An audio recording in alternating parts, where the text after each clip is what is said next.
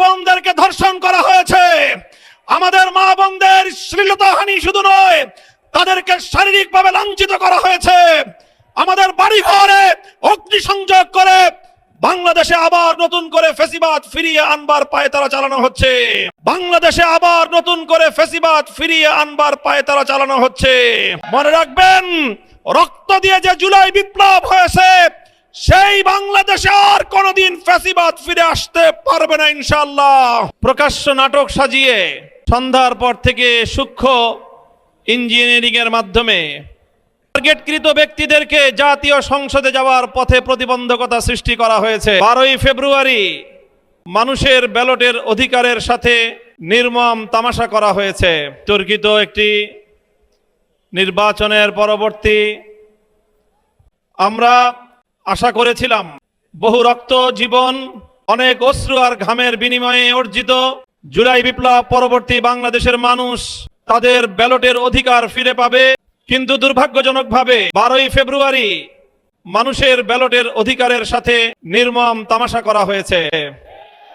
সারাদিন শান্তিপূর্ণ নির্বাচনের প্রকাশ্য নাটক সাজিয়ে সন্ধ্যার পর থেকে সূক্ষ্ম ইঞ্জিনিয়ারিং এর মাধ্যমে টার্গেটকৃত ব্যক্তিদেরকে জাতীয় সংসদে যাওয়ার পথে প্রতিবন্ধকতা সৃষ্টি করা হয়েছে।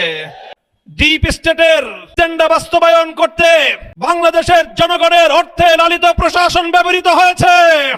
সিসি, আপনাকে বলতে চাই, আপনার পূর্ববর্তী সিসির পরিণাম থেকে আপনি শিক্ষা গ্রহণ করুন। আমরা যে আপত্তি জানিয়েছি, সঠিক তদন্তের মাধ্যমে জনগণের ব্যালটের অধিকার যদি ফিরিয়ে না দেন, আর মানুষ জোর করে তাদের অধিকার কেড়ে নেবে ইনশাআল্লাহ।